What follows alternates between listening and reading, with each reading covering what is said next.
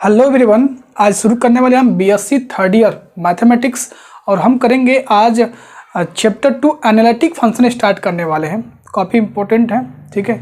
और इसके लिए हमने पिछले 5 वीडियो बनाए हैं आपके लिए। बेसिक कंसेप्ट सब कुछ इसमें यूज होने वाला है, ठीक है। आप खुद देखिएगा।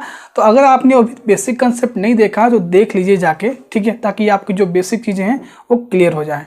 ओके, तो आज हम शुरू करने वाले हैं chapter 2 analytic function complex analysis का पार्ट। तो सबसे पहले हम जानेंगे एनालिटिक फंक्शन के बारे में, उसके बाद उसका जो भी डेरिवेशन है क्या होता है उसका एग्जांपल देखेंगे, ठीक है। तो अभी तक आपने चैनल को सब्सक्राइब नहीं किया है तो सब्सक्राइब करें and press the bell icon ताकि नोटिफिकेशन सबसे पहले आपको मिले। और हमारे टेलीग्राम ग्रुप में टेलीग्राम ग्रुप में आप ज्वाइन हो सकते हैं। वीडियो के डिस्क्रिप्शन में आपको लिंक मिल जाएगा। ओके, तो चलिए आज हम बात करने वाले कॉम्प्लेक्स एनालिसिस के बारे में और एनालिटिक फंक्शन। तो सबसे पहले थोड़ा सा हम एक बेसिक 2 डिफिनेशन जान लेते हैं। Function of complex variable, function of complex variable क्या होते हैं इसके बारे में थोड़ा सा हम जान लेते हैं। उसके बाद सिंगल वैल्यू फंक्शन के बारे में जान लेंगे। उसके बाद हम एनालिटिक फंक्शन शुरू करने वाले हैं, ठीक है। तो सपोज हमने फंक्शन एक डिफाइन दिया C टू C और यहाँ रूल असाइन क्या किएगा, W इक्वल टू FZ। ये क्या है, U प्लस आइटा भी फॉर्म का होगा। तो कहीं भी अगर W की बात करें तो FZ यानी W जो है फंक्शन ऑफ Z है, तो अब W U प्लस आइटा भी फॉर्म का भी होगा। जहां आपको पता ही है कि Z इक्वल टू हम क्या जानते हैं, बहुत बेसिक है, X प्लस आइटा Y। और वेयर जो एक्स वाई होंगे, Y और भी होंगे, वो भी एक्स वाई के फंक्शन होंगे। क्या होंगे, एक्स वाई के फंक्शन हो जाएंगे।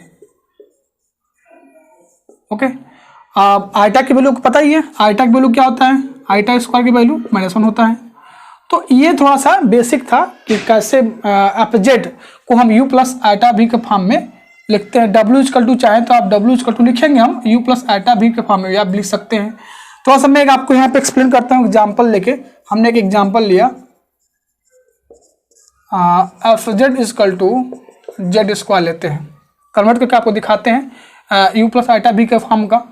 तो यहाँ से आपको क्या करना है, Z इक्वल टू क्या रख देना है, X प्लस आइटा Y का स्क्वायर कर देना है। तो यहाँ से जब इसको ओपन करोगे तो ये -y स्क्वायर, क्योंकि आइटा स्क्वायर की वैल्यू -1 यहाँ पर रख देंगे। उसके बाद 2xy आइटा, राइट। उसके बाद x square y square 1 plus iota 2xy। देख लीजिए यहाँ पर u प्लस आइटा भी के फॉर्म का हो गया, यानी u इक्वल टू क्या मिल गया, x स्क्वायर y स्क्वायर अभी इक्वल टू 2xy, ठीक है।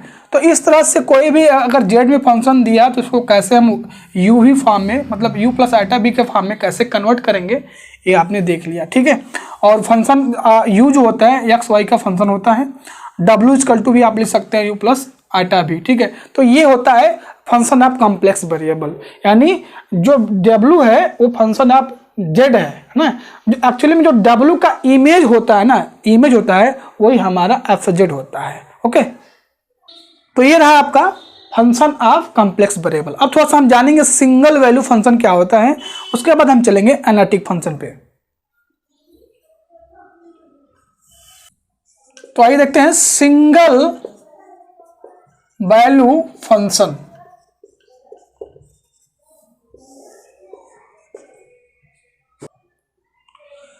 तो समझिए, क्योंकि डिफिनेशन में आपका आने वाला है इसलिए मैं बता रहा हूं यहां पर।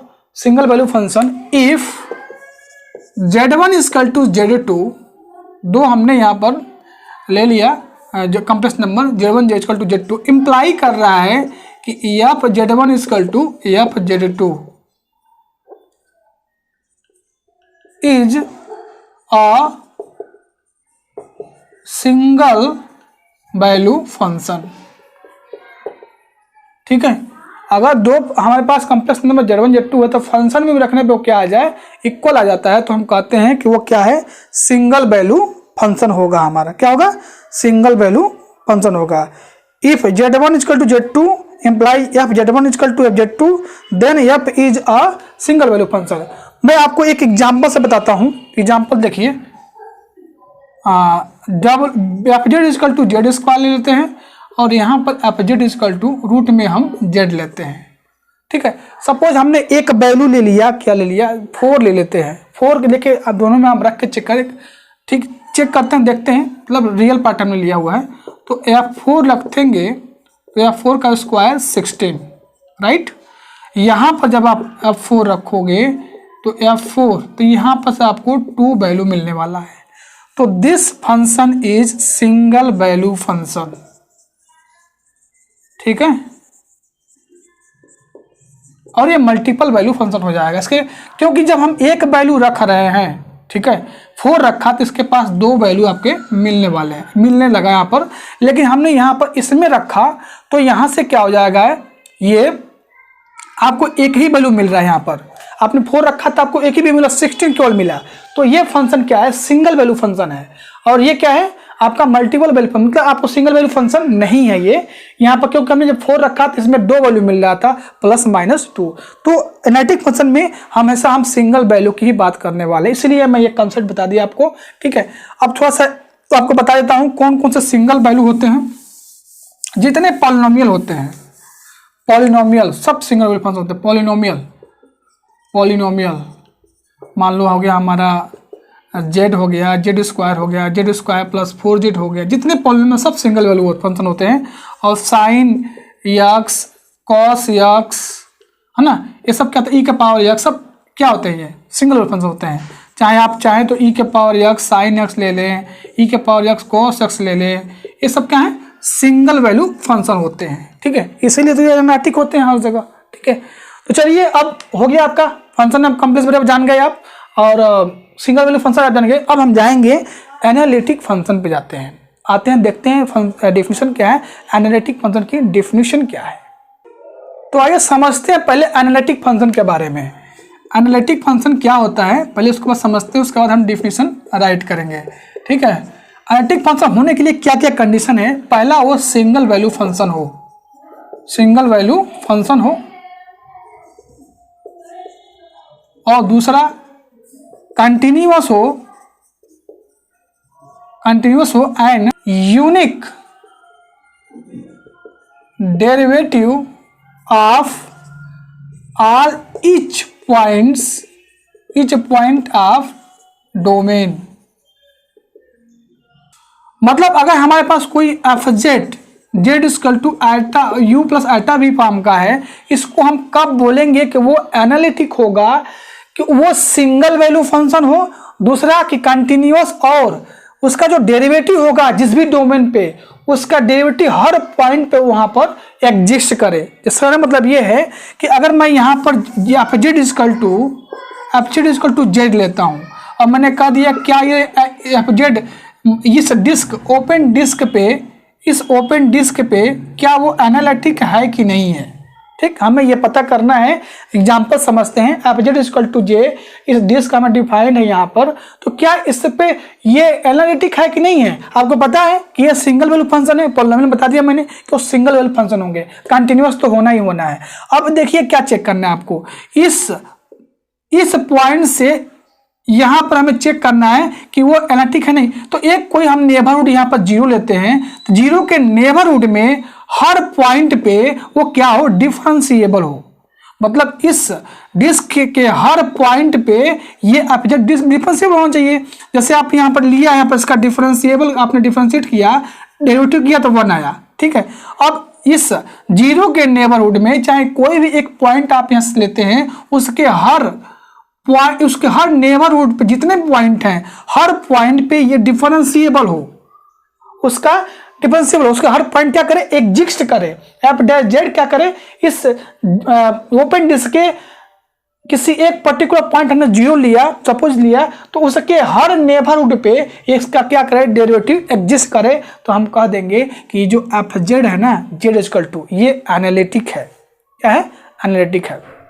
आप समझ गए होंगे आप कि एनालिटिक होने के क्या करना चाहिए, जो भी उसके नेबरहुड, मतलब सपोज हमें पता करना है कि z इक्वल टू ए, हमें पता करना है कि वो एनालिटिक है। तो ए के नेबरहुड में क्या करना है आपको, ए के नेबरहुड में सपोज हमें पता करना है कि एफ जेड जो है क्या है, एनालिटिक है किस पर, z बराबर ए पे हमको चेक करना है, एट जेड बराबर ए पे चेक करना है कि एफ जेड एनालिटिक है कि नहीं है, तो आपको क्या करना पड़ेगा, जेड ए के नेबरहुड में आपको हर पॉइंट पे, सपोज ये हमारा क्या है, एक ए है, तो ए के नेबरहुड में जितने भी पॉइंट मिलेंगे उसके आपके हर पॉइंट पे इसका डेरिवेटिव एग्जिस्ट कर जाता है, तो हम कह देंगे कि क्या है ये एफ जेड जो होगा एनालिटिक होगा। क्या होगा, एनालिटिक होगा।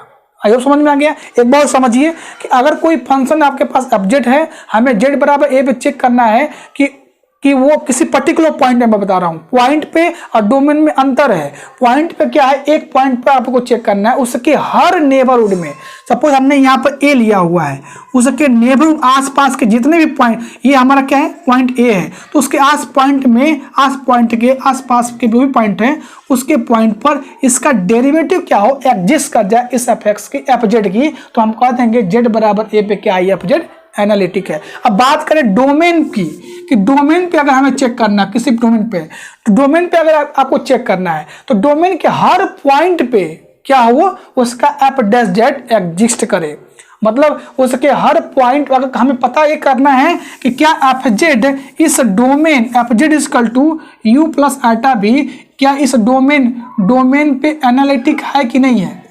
हमें किसी एक पर्टिकुलर पॉइंट पे तो आपको पता चल गया कि उस पॉइंट के नेबरहुड में वो एफ डैश मतलब एफ डैश जेड एग्जिस्ट करना चाहिए, मतलब उसके नेबरहुड में आपको पॉइंट पे वो क्या चाहिए, डिफरेंशिएबल होना चाहिए। लेकिन अगर डोमेन में पता करना है तो डोमेन के जितने पॉइंट होंगे हर पॉइंट पे इसका एफ डैश जेड एग्जिस्ट करना चाहिए, तभी हम बोलेंगे कि एफ जेड क्या है, इस डोमेन पे वो एनालिटिक है। समझ रहे हो बात में मैं क्या बोल रहा हूँ। अगर मैं यहाँ पर जेड स्क्वायर लूँ, एफ जेड बराबर जेड स्क्वायर लूँ, और मैंने एक रीजन ले लिया, ये ले लिया रीजन, ठीक है। अब हमें चेक करना है कि क्या जेड जीरो इस रीजन में क्या ये एनालिटिक है कि नहीं है, तो इस रीजन में हर पॉइंट पे इसका डेरिवेटिव एग्जिस्ट करना चाहिए, तभी हम कहेंगे कि क्या है, वो एनालिटिक है। मैंने एफ डैश जेड क्या आएगा, 2z आएगा, 2z आएगा। आप डिफरेंशिएबल के डिफिनेशन आप जाके पिछले वीडियो में देख सकते हैं। तो इसके कोई भी पॉइंट पे डिफरेंशियल ऐसा फेल ना करे, मतलब हर पॉइंट पे इसके हर पॉइंट पे क्या हो, ये डिफरेंशिएबल हो, ठीक है ना। एफ डैश जेड एग्जिस्ट करना चाहिए, तभी कहेंगे कि ये जेड स्क्वायर इस ओपन डिस्क पे क्या है, ये एनालिटिक है। समझ में आ गया होगा डिफिनेशन आपको। हर पॉइंट, कोई भी पॉइंट आप लेके चेक कर लो, एग्जिस्ट करेगा पक्का। 0 लेके चेक करो, 0 आएगा। उससे छोटा 1/2 लेके चेक करो, ये तब भी क्या आएगा, एग्जिस्ट करेगा। तो आई होप आपको पॉइंट पे अगर चेक करना है तो उस पॉइंट के नेबरहुड में आपको उसका जो डिफरेंस डेरिवेटिव है एफ डैश जेड की एग्जिस्ट करनी चाहिए। अगर डोमेन पे चेक करते हो तो हर पॉइंट पे आपको उसका क्या करना चाहिए, एफ डैश एक्स, मतलब उसका डिफरेंशिएबल होना चाहिए हर पॉइंट पे, तभी हम कहेंगे कि क्या है, वो एफ जेड क्या है, एनालिटिक है, ठीक है। तो अब रही ये डिफिनेशन, आप समझ गए होंगे डिफिनेशन क्या है। चलिए हम इसका डिफिनेशन राइट करते हैं कि डिफिनेशन कैसे लिखते हैं इसकी, ठीक है। उसके बाद हम जानेंगे सिंगुलरिटी, उसके बाद जानेंगे रेगुलर पॉइंट। हाँ, तो आइए देखते हैं एनालिटिक फंक्शन की डिफिनेशन विद एग्जाम्पल। आइए हम देखते हैं एनालिटिक फंक्शन की डिफिनेशन क्या है, एग्जाम में आपको कैसे लिखना है डिफिनेशन, ठीक है। A single value function f z in domain D is said to be analytic at point z बराबर a and z is equal to a if there exists neighborhood आ गया ना, इसीलिए मैं पूरा बेसिक बता रखा आपको कि कोई आपको कहीं दिक्कत ना आए, ठीक है ना। तो अगर हमें देखो कह रहा है कि neighbourhood z minus a less than delta at all point of which f dash z exist, मतलब उसके नेबरहुड के हर पॉइंट पे क्या होना चाहिए, डिफरेंशिएबल होना चाहिए, तब हम कहेंगे वो एफ जेड क्या है, एनालिटिक है। जैसे आपको मैं एक एग्जांपल यहाँ पर लेता हूँ, देखिए एग्जांपल, अगर हमें चेक करना है एफ जेड को लेना है, f z equal to z square में ले लिया, हमें चेक करना है कि जेड बराबर 0 पे क्या ये एनालिटिक है कि नहीं है। तो इसके नेबरहुड में सपोज हमने यहाँ पर लिया जेड, ठीक है, तो यहाँ से ओपन डिस्क हमने ले लिया है, तो यहाँ से आपको पता करना है, हमने डी डिफाइन किया है, हमको इस रीजन में mod z less than open disc में ले लिया। अब हमें चेक करना है इस रीजन में क्या ये एनालिटिक है कि नहीं है जेड बराबर 0 पे। तो आपने क्या कहा कि जेड बराबर 0 आपको यहाँ है, तो जेड बराबर 0 के नेबरहुड में हर पॉइंट पे ये डिफरेंशिएबल होना चाहिए। इसका नेबरहुड क्या है, सब यही नेबर तो है, इसका क्या यही नेबरहुड है। जेड बराबर 0 के नेबरहुड क्या है, ये है। तो जब भी आप इसका डिफरेंशिएट मतलब डिफरेंशिएट अप्लाई करोगे, मतलब डिफरेंशिएट करोगे, डेरिवेटिव करोगे, तो 2z आएगा, पक्का है 2z आएगा। अब आप इसके कोई भी पॉइंट 1 से लेस कोई भी पॉइंट यानी 0 के नेबरहुड में कोई भी पॉइंट आप रखोगे यहाँ पर, तो ये एफ डैश क्या करेगा, एग्जिस्ट करेगा। इसका मतलब क्या है, जेड स्क्वायर इस रीजन में, यदि जेड स्क्वायर इस रीजन में नहीं पूरा सी पे क्या होता है, एनालिटिक होता है। ठीक है, तो हमें पता है, बस आपको जस्ट मैंने एग्जांपल दिया कि आपको कैसे चेक करते हैं। जो जेड बराबर 0 पे क्या है, ये एनालिटिक है, ये पूरे सी पे एनालिटिक है। ठीक है, कम्प्लेक्स प्लेन पे। तो ये क्या करेगा, आप 0 के हर नेबरहुड के हर पॉइंट पे, 0 के जितने आसपास के पॉइंट है सब पॉइंट पे क्या करेगा, इसका ये डिफरेंशियल क्या कहता है, डेरिवेटिव इसका एग्जिस्ट करेगा। इसका मतलब क्या है, जेड स्क्वायर जेड बराबर 0 पे इस रीजन में ये एनालिटिक है।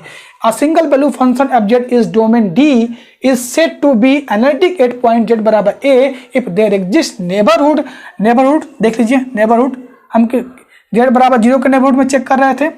Eight point all which f dash z exist, हर पॉइंट पे एग्जिस्ट करेगा। तो इसको नोट डाउन करिए, हो सकता है आपके एग्जाम में डिफिनेशन पूछ दिया जाए। तो ये रही एनालिटिक फंक्शन के डिफिनेशन। ठीक है, बहुत डीप में हम नहीं जा रहे हैं क्योंकि जो आपका सिलेबस है उसी के अकॉर्डिंग चल रहे हैं। अगर बताने लगे तो पूरा लेक्चर लग जाएगा इस पर। ठीक है, तो इसको नोट डाउन करिएगा।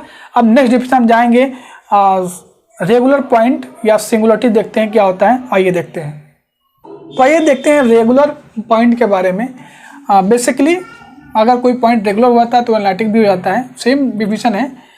Late w equal to f z be defined on D and we say z0 is regular point of f z if f z is differentiable at every point उसके हर z0 के हर neighbourhood पे वो क्या हो, differentiable हो। ठीक है, उसके बाद एफ डैश, देखो यहाँ पर if F dash z exist at every point of d then we say F z is regular in D.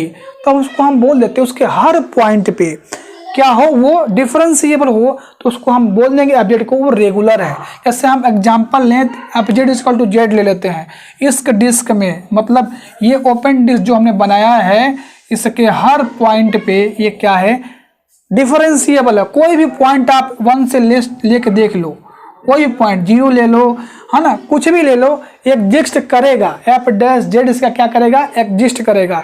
इसका मतलब क्या है कि ये z f z equal to z क्या है, रेगुलर है।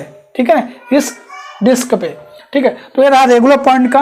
अब हम देखेंगे थोड़ा सा, सब चीज़ें हम करेंगे बाद में, लेकिन थोड़ा सा डिफिनेशन एक बार देख लेते हैं कि क्या होता है। सिंगुलर पॉइंट के बारे में देते हैं, मतलब क्या हो कि अगर मान लो कोई फंक्शन एनालिटिक है और किसी एक फाइनाइट पॉइंट पे, एक पर्टिकुलर किसी एक्सेप्शन पॉइंट पे वो क्या एनालिटिक फेल हो रहा है, हर पॉइंट में नहीं, किसी एक फाइनाइट एक्सेप्शन पॉइंट पे वो उसकी एनालिटिक फेल हो रही है, तो हम कह देंगे कि वो पॉइंट उस एफ जेड का सिंगुलर पॉइंट है। ठीक है, आइए देखिए डिफिनेशन, एक बार डिफिनेशन देख लेते हैं।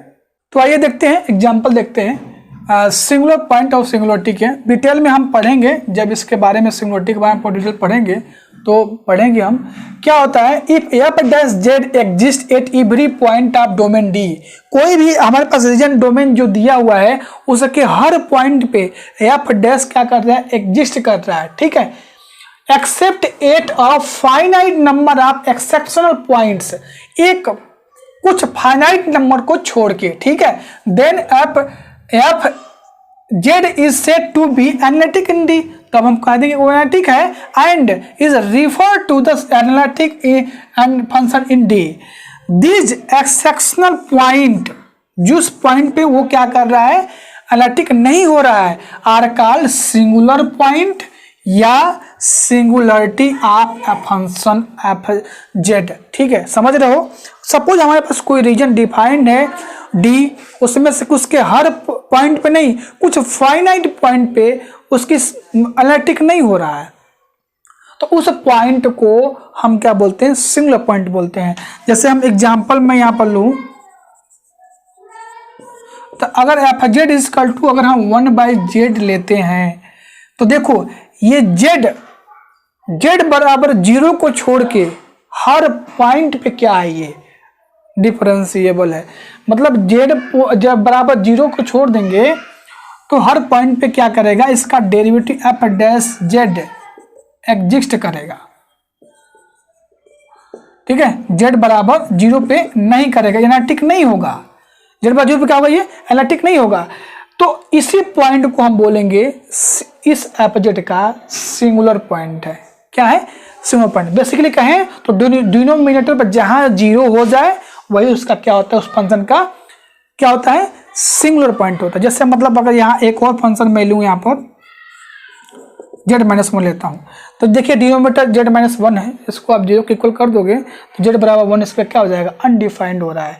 तो इस फंक्शन की एफ जेड की यही z बराबर 1 क्या है, इसका सिंगुलर पॉइंट है। क्या है, सिंगुलर पॉइंट है, क्योंकि 1 को छोड़ के हर पॉइंट पे एफ जेड ये क्या है, डिफरेंशिएबल है। हमने डिफरेंशिएशन यही पढ़ा ना कि कुछ पॉइंट फाइनाइट नंबर पे उसकी जो एनालिटिक नहीं होगा, है ना, बाकी सब जगह होगा किसी भी रीजन डोमेन डी में। तो यहां से ये 1 पे नहीं हो रहा है, बाकी हर पॉइंट पे आप कुछ भी रख के चेक करेंगे ये क्या आएगा, ये एनालिटिक होगा। तो बाकी सब एनालिटिक होगा लेकिन 1 पे ये नहीं होगा। तो 1 इसका सिंगुलर पॉइंट है, इसका क्या है, 0 इसका क्या है, सिंगुलर पॉइंट है। ठीक है, हम डिटेल में जाएंगे आगे, सीरीज में पढ़ेंगे बहुत अच्छे से। ठीक है, तो बस ये थोड़ा सा आपको डिफिनेशन बताना था सिंगुलर पॉइंट और सिंगुलरिटी।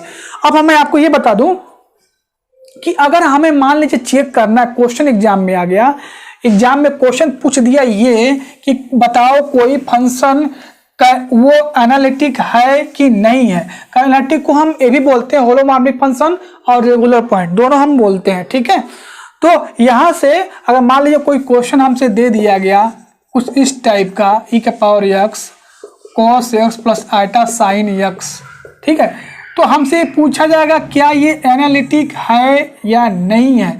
तो ऐसा थोड़ी ना हम हर बार सिंगल वैल्यू फंक्शन चेक करेंगे और फिर इसको चेक करेंगे किसी पॉइंट पे कि वो किस पर मतलब वो डिफरेंशिएबल है कि नहीं हर पॉइंट पे, नहीं। इसके लिए हमें CR इक्वेशन, काची-रीमान्स थ्योरम पढ़ेंगे हम, काची-रीमान्स थ्योरम पढ़ेंगे। इसे हम शॉर्ट नोटेशन में CR इक्वेशन कहते हैं। तो क्या होता है CR इक्वेशन, इसके लिए हमें नेक्स्ट वीडियो में लेके आएंगे आपको। तो कोई भी क्वेश्चन दिया हो तो नेसेसरी कंडीशन है कि वो एकदम पक्का है कि पहले आपको CR इक्वेशन सेटिस्फाई करना ही पड़ेगा, तब भी आप कहोगे कि ये एनालिटिक है। सफिशिएंट कंडीशन भी है लेकिन पहले आपको CR इक्वेशन सेटिस्फाई करना पड़ेगा। ठीक है, तो कोई भी क्वेश्चन दिया रहेगा उससे एक मेथड है, हम करवाएंगे। अभी हमने एनालिटिक फंक्शन आपको बता दिया और थोड़ा सा और डिस्कस कर लिए थे, लेकिन अब एग्जाम में क्वेश्चन कैसे करने हैं तो उसके लिए CR इक्वेशन यूज करेंगे और उसका नेसेसरी और सफिशिएंट हम थ्योरम भी प्रूव करेंगे। वो भी पूछा जाता है theorem, necessary and sufficient condition जो थ्योरम है वो भी पूछा जाता है। और हम कुछ क्वेश्चंस भी करेंगे, इससे कुछ मेथड है एनालिटिक चेक करने के लिए। ठीक है, तो आज के लिए बस इतना रखते हैं और नेक्स्ट वीडियो में हम बहुत इंपॉर्टेंट लेक्चर है CR इक्वेशन, काची-रीमान इक्वेशन। ठीक है, CR इक्वेशन हम जानेंगे क्या होता है और उसके प्रूव करेंगे, नेसेसरी और सफिशिएंट कंडीशन एक वीडियो में प्रूव करेंगे, उस पर एक क्वेश्चन भी करेंगे। ठीक है, तो चलिए इसके साथ मिलते हैं नेक्स्ट वीडियो में, तब तक थैंक यू, बाय बाय।